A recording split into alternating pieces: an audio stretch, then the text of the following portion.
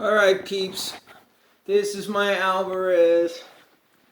I know I got horrible lighting and I'm a horrible cinematographer and all that, but I'm going to try to do my best. People are like, do I have a tripod? I don't know if this is a real good type of video for a tripod, but I'm zooming in here. I could see it looks pretty good. This is an old Alverez. I go into the sound hole. You can see the serial number. Alverez Regent is what it is. And, well, inside the sound hole, right around here somewhere, is a cross bridge. And I've never seen, I guess it's a resin mesh. They took some mesh, maybe cotton gauze, something like that, a mesh, and looks like they dipped it in epoxy resin, and that's what's holding the glue and the support beams together. I don't know if you can see the belly bulge, okay? I put a new saddle. It's a Tusk saddle. Now, can you see how it's slightly angled forward? It's not exactly straight up. It's hard to see at this angle, right? Maybe if I come over the top a little more, not much better. You can kind of see it there. I'm far enough from the bridge pins. I got a decent break angle. I kind of semi-slotted them. Gee, that looks like it's coming off to the right some. So maybe I didn't slot them too accurately. Maybe that needs to slide over a little bit. Yeah, it looks like the A is off a little more actually. Well, from this angle. So we'll see, the strings aren't sitting exactly right, but it sounds pretty good. It rings out loud and the action's super high. Let's see if we can get the belly bulge from this side. Yeah, you can see it. You can see it. Not too crazy, but look at the angle on the bridge. You can see the bridge kind of popping up. Can you? Can you, ha? Can you, huh? Typical thing. Stu Max sells the belly bulge reducer. I think it's 140 bucks. And that might be what we need on this one. I went inside. Doesn't look like the cross beams are broke or the support beams are broke or dislodged. But we still have a belly bulge. Now, it doesn't dip in front of the bridge. It's flat. You can kind of see, right? And there's the bridge. I mean, the saddle, right? The angle it's sitting on the bridge. You can see it's slightly forward due to string tension. Now, if I zoom in, there's very little slack in there, but you could see in the back is where there's slack. Like 1/10 of a millimeter. In the front, it's flush, right? Because it's being pulled forward by the string tension. So I could maybe shim it up. That's something we might do, and that might even help the intonation a little. It's pretty good until about the 12th fret, then it starts to go off. If I'm playing major scales above the 12th fret, which is not a lot of room to do, right? There's no cutaway. It's not too bad. It doesn't sound too off to my ear, like I could practice, but yeah, it's not comfortable on this big fat guitar with no cutaway. So I'm not really trying to play lead on this guitar, but it does sound super fat for rhythm. Oh my gosh, the bass on this thing is unreal. I mean, well, let me pull it off the wall and show you. Let's see if I get some good lighting here. Bring it over to the bench. The back, kind of impressive. I don't know if this is all mahogany. I mean, nothing exceptional, nothing crazy. All we're getting is reflection, it looks like right there. So here we're getting pretty good reflection, right? It's high gloss, but you can see the grain. Well, unless we get lost in the gloss. Or the, there we go, there we go. That's a little better, isn't it? Okay, I got a little brass pin on there. The old one's replaced. It looks like someone had put it over the Alverez logo. It wasn't originally there. It may have been in the neck or just loop around the neck style, but they put, you know, whatever, a strap, peg.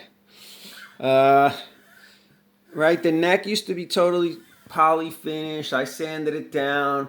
I play a lot of cowboy chords, so I'm kind of wearing in this area. It's almost relic. I think I just over sanded it more so than I wanted to. We got through the finish. I was like, so it's like a perfect relic. It looks like I wore it out, but I really don't think I did. Maybe a little, maybe half of that. But you can see where the headstock had broke, and I glued it back together. In terms of hiding that kind of thing, not my expertise, but I guess I could have tried harder. I wasn't trying to hide it.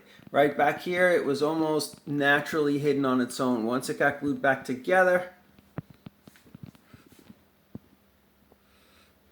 you could hardly see it. Jeez, the lighting. I'm going to buy some lights. How could I have a YouTube channel without any lights? All right, I don't know. I was thinking I could use the sun and natural lighting.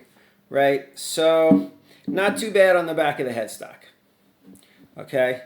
It fit together well. I sanded it. You can't feel a thing. Basically a little, what do you call it? Crazy glue. And then look at the size on this bad boy. Jeez, again with the light. All right. Pretty nice. Anyway, I think it's worth saving. These probably go for about $300-400 on used, on the sites or whatever. Then that, I don't think it's anything special. I think it's just plain old plastic. But the intonation is fine down here. They're not high. I'm not having a problem. The way the strings pull.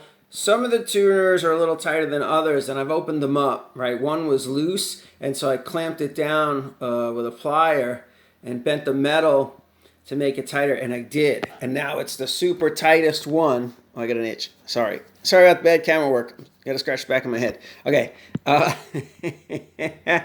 So yeah, one of these bad boys is clamped down, and so it has more resistance than the others. They're not really smooth, and I don't even think they're really chrome. If you zoom in on them, one of them I think is showing, wear and like that it's plastic. I don't want to turn it to C because it's tuned up, kind of, maybe. Should be still in tune. Yeah, there we go. That one's showing a ding or a dent or a mark in it. But yeah, I'm pretty sure they're plastic with some kind of chrome type coating. As far as string pull and string angle, there's no string trees. You can see where I repaired the headstock. It's smooth like butter. All right, it doesn't match the color, I know, but I wood filled it. I was experimenting. I just used wood putty. Maybe not the best choice. It did absorb the dye, but I was just experimenting and then mixing colors. I didn't even really try to match this exactly, but with the grain, I mean, it would be really tough to hide. I think I'm capable of doing really good finish work, maybe even of that caliber. But I think maybe even the best guys, well, maybe they could hide it, but you still might suspect. You'd be like, So anyway, I kind of went like I used to do with the P-Tex on my snowboard. I was like, let me put black P-Tex on my white bottom snowboard and emphasize the scars rather than try to hide them. Because I would do white P-Tex on white, and sometimes they get a little overburned and charred and get a little gray in there and some scars. I was like, you know what, the scars look pretty good. So, the guy from Don't You Scar My Guitar, well, sorry. Sean, my man Sean, all right. Sean, I scarred my guitar. If I send it to Sean, well, he's not a real big finish guy either. I mean, look, I could scrape it out a little and finish it. I think it's fine. I'm going to leave it. You can see I experimented with some poly on the first fret. There was some tool damage, maybe that chalk mark there. And then the grain, right, because I sanded it down. But if you go too fine, you get rid of those marks, which is nice and smooth and buttery, but it won't accept much stain or poly. And you can see I used polyacrylic. It's really holding up good on this guitar.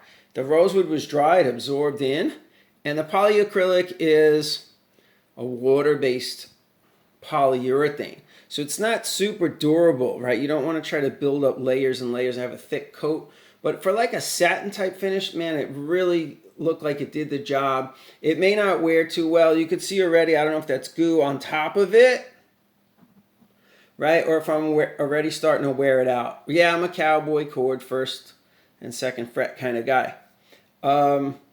So yeah, I mean, rosewood, I'm kind of loving the feel on my acoustic Strat where I put boiled linseed oil. So it's slippery. It's just oily and slippery.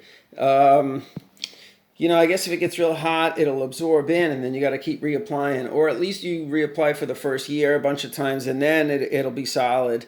The linseed oil does kind of dry like a polymer. And yeah, so you can see down here I had to do some fret work.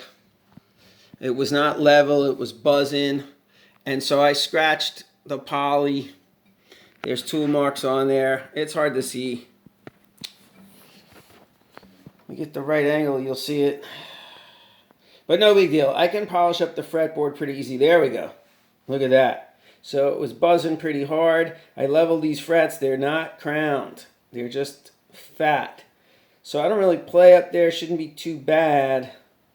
And I don't have a crowning file. So the crowning file I use is one-sided. It's just a diamond, mini file. It's not a crowning file per se. It's not made for purpose. But I did alter it so that I could, I took the diamonds off of one edge so that it wouldn't damage the fretboard. But you could see you still get scrapes. I could have protected the fretboard with some tape. Live and learn, right? And they have fretboard protectors, that kind of thing. But I was in a hurry and I didn't care. And whatever. We see how the polyacrylic holds up or doesn't. And so pretty good. I mean, I don't know if I really recommend it, but it's not bad. And I don't like painting it on. When I painted it on thick, no bueno. I like better. It's more durable if you just use a rag and wipe it on, right? I might even have put a little on the back here, which, people talk about sticky and all that, but I think a good 1500 sandpaper, you don't have to worry about the sticky. All right, so this bad boy's going on the bench. I could kind of live with the intonation. Okay, now I can really see the angle on the saddle. You see it? Big time, right? Going forward. Maybe an easy fix. Maybe an hour. I already kind of got the method down to shim it. Just shim it in the front. It'll pull it back, give it a little better intonation. I don't have room to reslot the saddle like I did on the acoustic Strat. I mean, not really, unless I move all those bridge pins back, right? Or at least, I don't know. Again, the E and the A are the first two. Geez. Yeah, I'm not looking to try to reslot this. I'm hoping if I fix the belly bulge, let's grab a straight edge.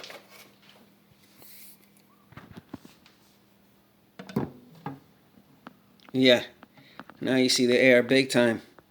You see that belly bulge, right? Hello, hello, belly bulge. It seems worse on the right. Well, it's all around the first 2 or 3 strings.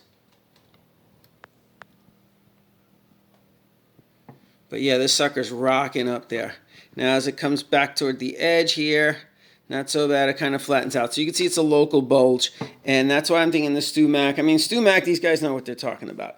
I can see the whole, not only is the saddle angled forward, and the bulge, and then maybe even a slight dip. I could see how the bridge is angled, hardcore, right? So their method, you take the bridge off, which in the videos never looks too hard.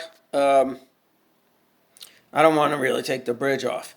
So what I was thinking today, maybe if I mess with the belly bulge without having the belly bulge reducer, I could just stick screws in there and some screwdrivers and then bungee cord it and pull it back, right? And steam it up. I got my steamer. I got to be cool with the steam. It'll take all the glue out of the support beams on the inside, and then the whole thing will collapse.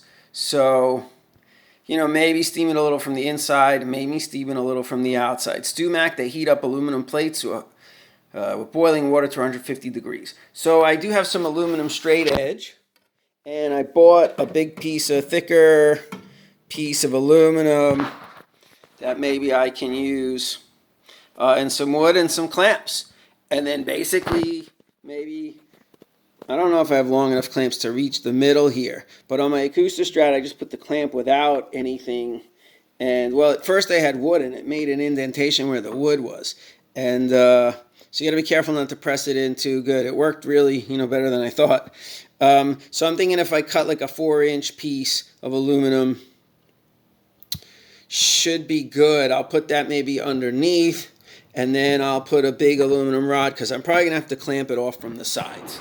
Okay, and then, I don't know, a little steam, maybe leave it clamped for a day or two. Hope for the best. Basically, we're just bending that wood. They should have more of a direct support system in acoustics. The whole design that all these acoustic guitars seem to have similar, it's not strong enough. That's why there's a lot of belly bulge. And, maybe they can make them sound great and play great and look great, but they're only going to last 30, 40, 50 years tops, right? They can't make them to last 100 years or 1,000 years. I mean, I guess they could, but not this design. That's what I'm saying. They're not really designed to do everything and last forever. Maybe some are, and that's why you're paying the big bucks. I got to look into it. I haven't studied formally, so we'll see. Look at some better acoustics.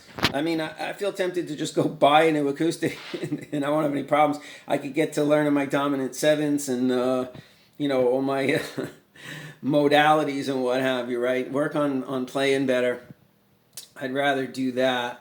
But we recorded a couple of tunes this morning, so I kind of got my rocks off, as it were. I sang a few tunes, and, whatever. I mean, I can play and sing all day and record all day, but we don't even have a recording setup. We're gonna get into that. That'll be next. All right. Right now, I got my phone, and so that's pretty cool.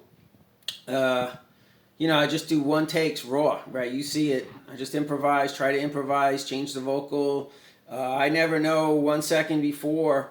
I'm thinking to myself, surprise yourself, right? Try to, come in with a harmony and instead of a melody. The direct melody line or whatever. Vary it, alter it a little bit, and then surprise myself. Right, I might hit a long note and be like, "Oh, I'm going to just go for a long note," but I wasn't thinking of that 2 seconds earlier. I just, just going for it, and then maybe hold it forever and try to get out of that, and try to fix that, and then so you come up with new little devices and all that. But this is not a video about improvising. This is about saving the Alverez. Now, is it worth it? That's a big question. For time-wise, for me, I'm not Johnny McLuthier, right? So this is taking way longer than it should.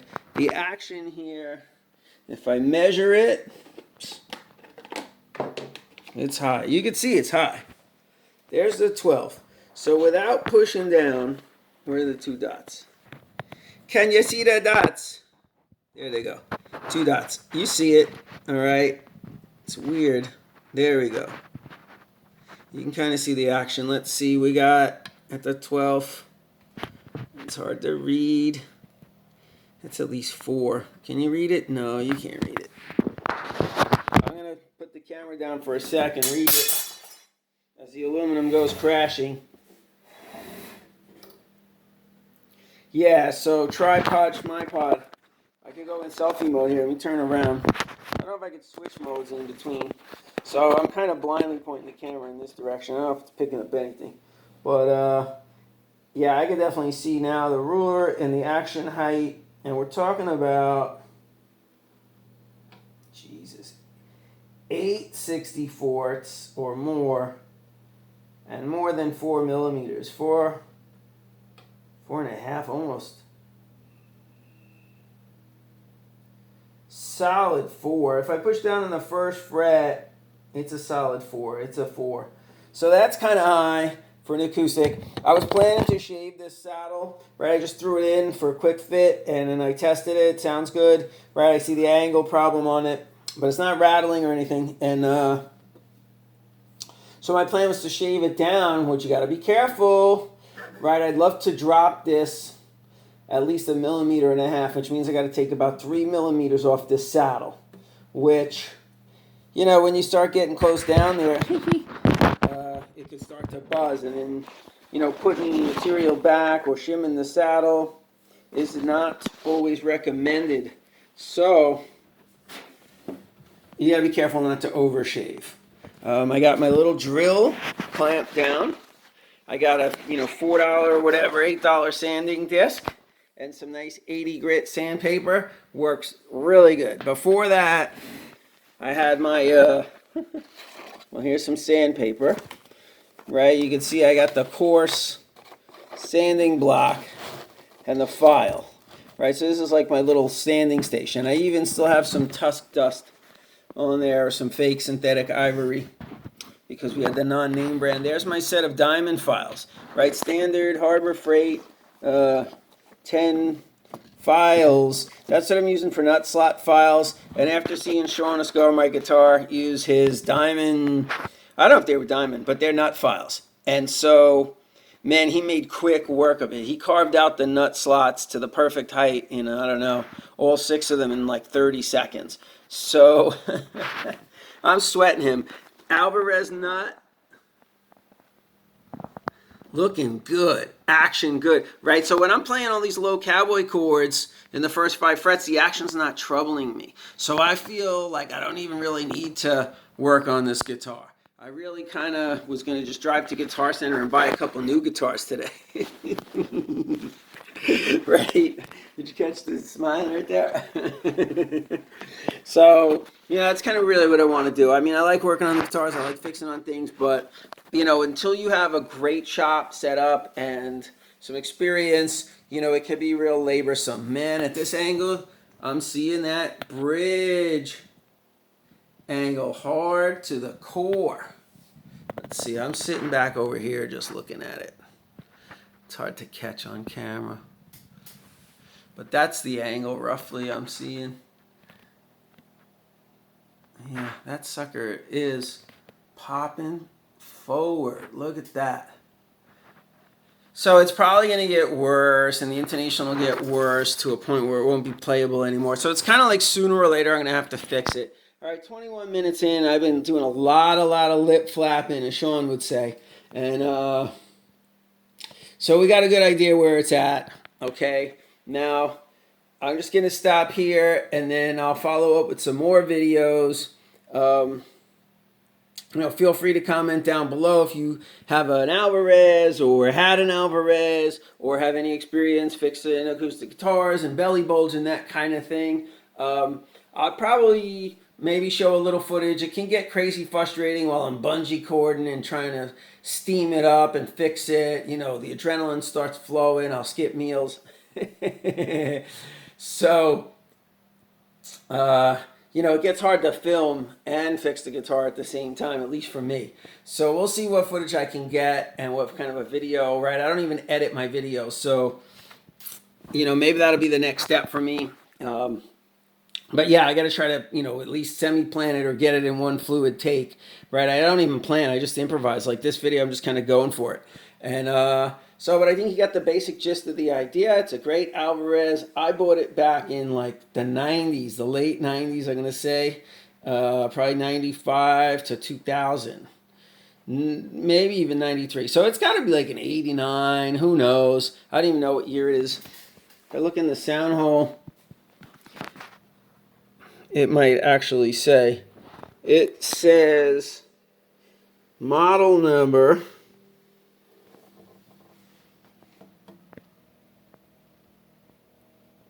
inspected by, and serial number.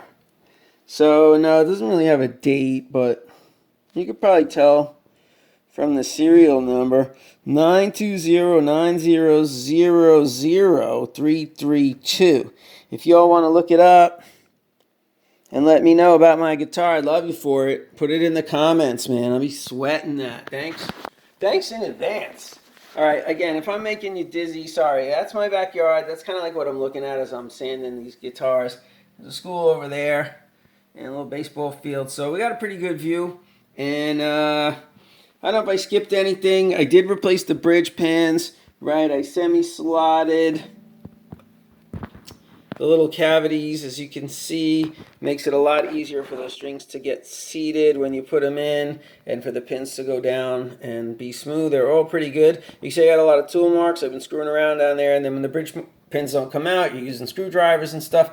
There's Dremel marks. So I had used the polyacrylic, right? And then you see a little oops with the Dremel, oops with the screwdriver. It's not super durable, but that'll be easy to buff out.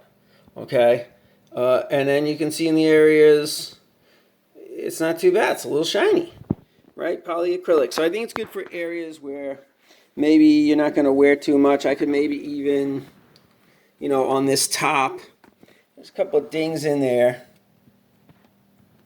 So we'll look into doing finish work, but that's down the line. For now, maybe we just reduce the belly bulge a little bit, maybe work on the saddle. If the intonation comes a little better, that'd be fantastic. If not, it's still playable, right? And I don't need it to have super intonation above the 12th. So we got our new Squire and we got the old Strat to play up in that range. And even we got the intonation perfect on the old acoustic Strat. So if I want to solo up top, we can do it. If I want to do it with an acoustic and an acoustic sound, we can do it. By the way, Snark Air, not bad. And just using it again today, after a while, I realized it responds way faster than I thought. Even though it doesn't give you, you know, the cents, like how many cents off, 2 cents or whatever, it may not be like super accurate, but it's pretty accurate. And it does respond faster than I thought. And it held its charge all week. But yeah, if you're going to be like doing it all day intonations with it, don't use that. All right, so peace out, people. Love you. We're going to save this Alverez. We already saved it, really. Right, so it's okay. So we're going to polish it up and make it a little better, fix the little quirks it has if we can, and just constantly try to improve it. I'm not going to upgrade to a bone nut. I think we're good. So yeah, I'll tune in for the belly bulge reduction. Peace.